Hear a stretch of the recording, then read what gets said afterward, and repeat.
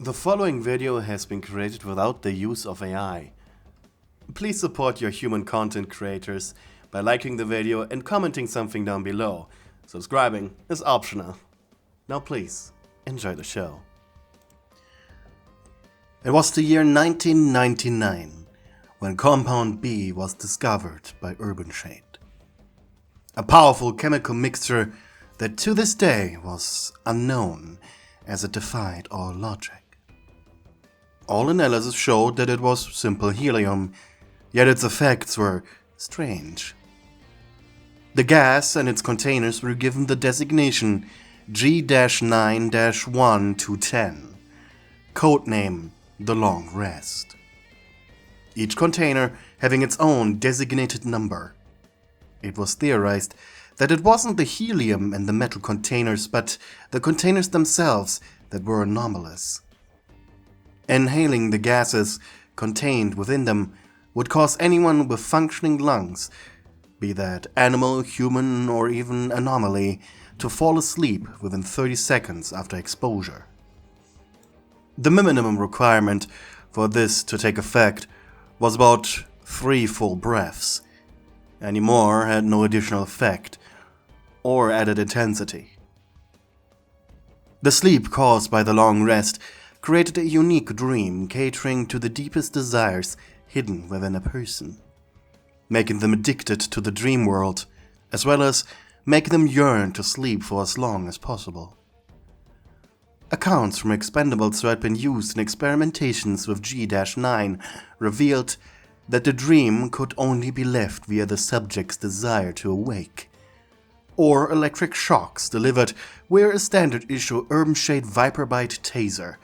Any other attempts, such as physical violence, use of strong medical stimulants, smelling salts, or intense light exposure, even drowning, didn't seem to work.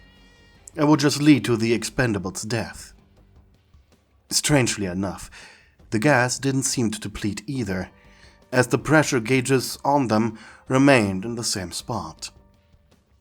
And it was only after a deep scan of the containers that a fleshy substance was discovered, coating the container's inner walls.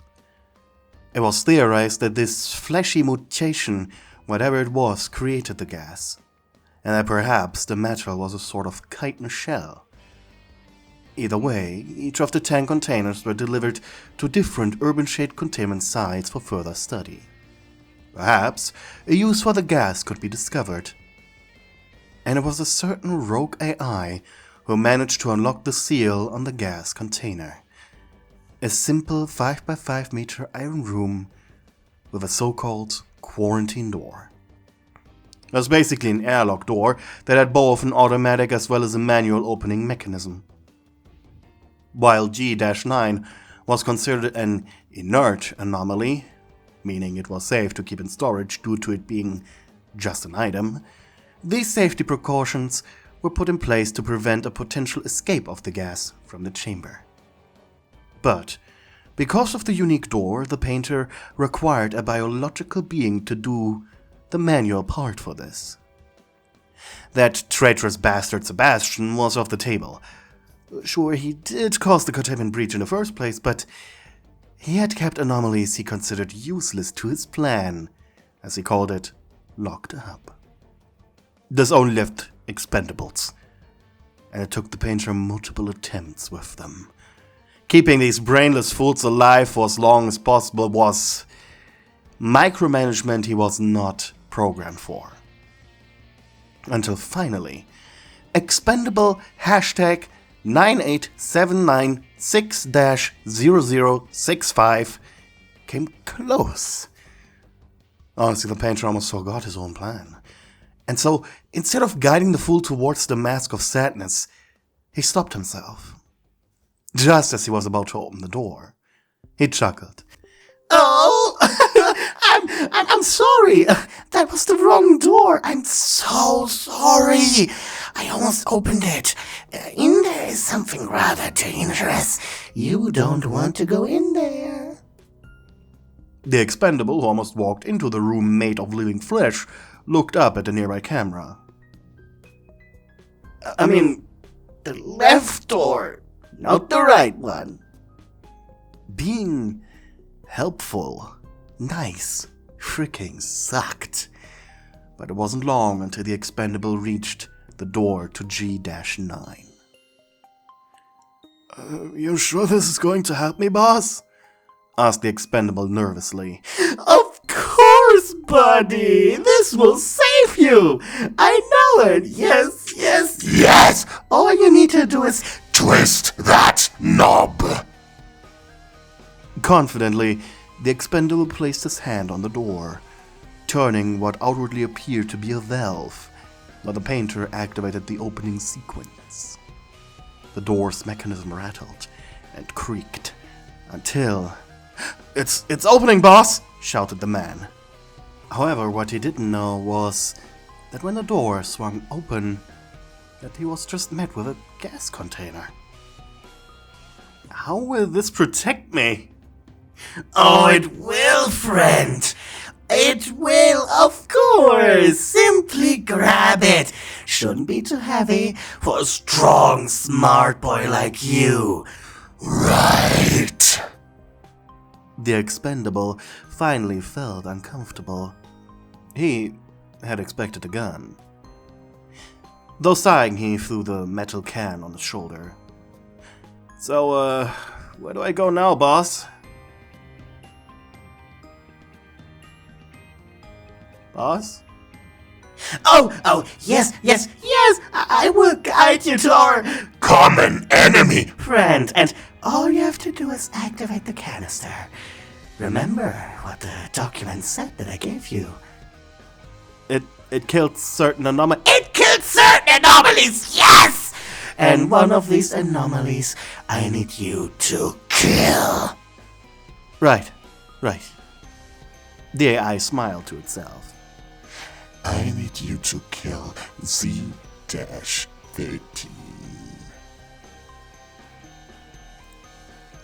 Sebastian sighed. He stood near the docks, seeing an urban shade submarine that was floating in the salt water through an observation window. Damn it.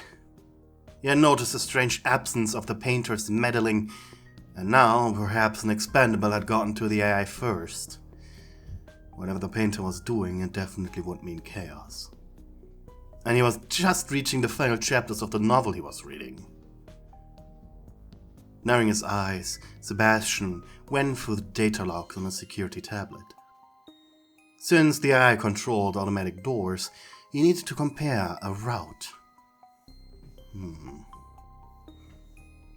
Wait, hang on. He almost dropped the table. There was the door code for G-9. Shit. Quickly, Sebastian reached for his tail. He had a gas mask just barely fitting in his enlarged head. But just as his hand took hold of it, a quiet, sizzling tone entered his ears. Sebastian managed to turn his head, seeing some guy in an expendable uniform, wearing a gas mask and G-9 in his hands. Oh, you dumb fuck. Sebastian's eyes rolled to the back of his head, and he fell forward. The expendable stood there. Boss, is he dead? He asked cautiously. Of course he isn't, you... he's just sleeping! For a while. Giving me enough time to plan without his interference. Anyways, you wanted some documents, right? The expendable gulped. Well, as I said, quid pro quo. You shake my hand, I shake yours. Now, let's see. I have an associate. Gather them for you. Just for you. Just follow my directions again. And don't worry. We are good people. Sebastian found himself at the bottom of the ocean. He was vaguely aware of his fate. His clothes and hair floated weightlessly in the black water. Seaweed snaked its way up. The gills around his neck filtered precious air out of the salt water. It felt like breathing, just more seamless. Now, how to wake up, he thought. Sebastian pulled his tail closer to him, only to realize that since this was a dream, it was a manifestation of his memories, as well as desires. Meaning that any dreamed-up document, even if magically survived being put underwater, would just be his random recollections of the memories of the document. While his memory was great, he was certain he couldn't trust them 100%, and so he sighed a big bubble. Practically all the stuff in his pockets was destroyed, not surviving the pressure of, well, the bottom of the ocean. He looked up. He was so deep he couldn't even see the sunlight. Sebastian bit his lower lip. Must be his fish half desiring to swim in the ocean once again. He sighed another bubble. He was certain the dream world would end when he wanted it, so why wasn't he waking up? Giving up for now, he started aimlessly swimming into whatever direction he was going. The seaweed was just thick enough to make seeing things more difficult, but not too dense to be tangled up in it. There were no sounds outside of the roaring of the pressure, the bubbling of the water, and his own movements. His antenna lamp glowed as brightly as it could, and yet the absolute darkness of the deep ocean, it was more like a tiny gas station flashlight. There were other noises too, sounds of creatures with no voices, silent predators and prey. He had no idea how or what they were. Knowing, however, that he was right now just knocked out lying on the floor of some security observation office of the Urban Shade Black side was bothering him. And suddenly, his ears twitched. He looked to his right. Something was rumbling, something big. He gulped, and yet curiously, he pushed forward, pressing his body instinctively into the soft mud of the bottom of the ocean, his claws pressing into the ground until they found purchase. He dragged himself forward until he reached a ledge. It was an almost 90-degree drop into a gaping abyss from which only singular bubbles floated upwards from an unknown source. And then, scared, he pulled at his antenna. Something big was down there, an eye glowing in a powerful bright turquoise, staring up. It was impossibly large. A being so eldritch, only a thalassophobia nightmare could conjure it up. It looked around, curiously. Sebastian wasn't sure if it had spotted him, as he quickly pulled back into the seaweed. His heart raised, like he had just stared into the face of death, or more, like prey having just spotted its natural predator and getting away with it. His right eye twitched. This feeling, it wasn't a human feeling. Quietly he retreated into the seaweed. He kept exploring the forest. Things became darker, as his human thoughts began to be suppressed by those of the creatures that had been fused within him. He, of course, still had the intelligence of a human, but his human desires of waking up were replaced with sheer survival and the joy of the hunt. Whenever he got hungry, he raised his body just above the seaweed, increasing the light intensity of the lantern, until a hapless, almost blind fish came close, snatching it faster than a snake did a mouse. His movements so seamless and natural, it was like flying, and a buffet just above his head waiting to come to him. It didn't matter anymore how long he was here. It was just eat, eat, eat, until One day, Sebastian had swam to the top of the forest, his eyes falling onto another antenna. His teeth flashed past his lips. Someone was in his hunting grounds. He shot to the ground, rushing forward, using his claws. The vibrations of the intruder guided him forward as well as the pale light, until a tail came into view. He leaped against the intruder, pulling them down.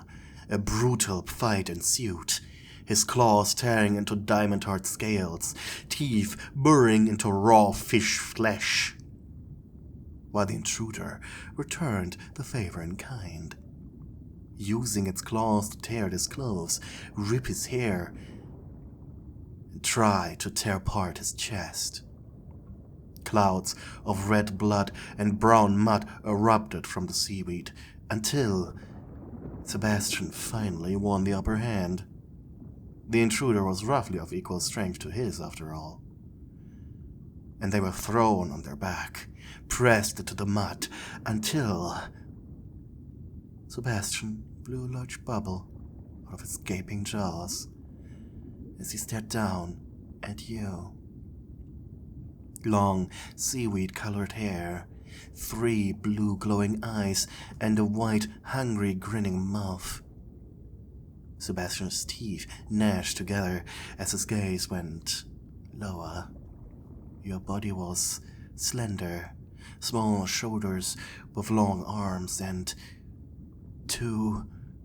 His eyes widened as he stared at your chest for just a moment too long for comfort. There were slashes all across your body. Aggressively, you tried throwing yourself around in his vice grip, while you bit above you, trying to reach his jugular. Somewhere, faintly in the back of Sebastian's mind, his humanity resided. It was thinking, and it came up with a singular, coherent thought and theory. This place wasn't real, as much as it felt like it. It catered so far to his animalistic half by feeding him and giving him a natural hunting ground, but considering how attracted he felt to this sinful monster beneath him, as it struggled and tried to get at him, wiggling, bouncing in the water, this must be his human half's desire, the desire for companionship. He couldn't hold himself back. He needed to taste you as a cloud of your blood entered his mouth. His head rushed down to you. He bit into your mouth, his teeth painfully digging into your gums. His main arms pinned your hands over your head, while his third cupped your chest, squeezing, rubbing, pinching. Pleasure and pain zapped throughout you as he forced himself into becoming your mate. You could feel his hard length push against you. The color of his eyes darkened, turning into an aggressive red. You stopped fighting, giving in to him, allowing him to taste you, to feel you. Meanwhile, in the real world, the painter had his camera focused on Sebastian, zooming into his features as he slept quietly, soundly. Okay, you can wake up now. I prepared beautiful traps for you, Sebastian. Don't you want to, die in them? The painter kept staring, getting angrier by the second. Sebastian had been lying there, occasionally humming in his sleep, for 3 days now. Wake up, I want to kill you!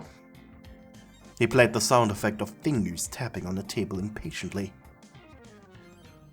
Maybe I didn't think this through enough. He had assumed Sebastian would want to wake up immediately, perhaps lying there for a day at the longest. What in the hell was he dreaming about that he didn't want to wake up from? Finally, Sebastian groaned and rolled on his back, revealing himself to the AI in a way the painter never expected or wanted to see. Are you seriously dreaming about women when you should be awake and trying to survive my game of cat and mouse, you pervert? The painter went silent again. Please wake up, Sebastian. I'm sorry. Hey, you watched the video until the very end. That's very kind of you. But before I say goodbye, I have to shout out all of my lovely channel members, especially my high-ranking darling stewards, who get a members-only video every month. Join the tier for just $4.99.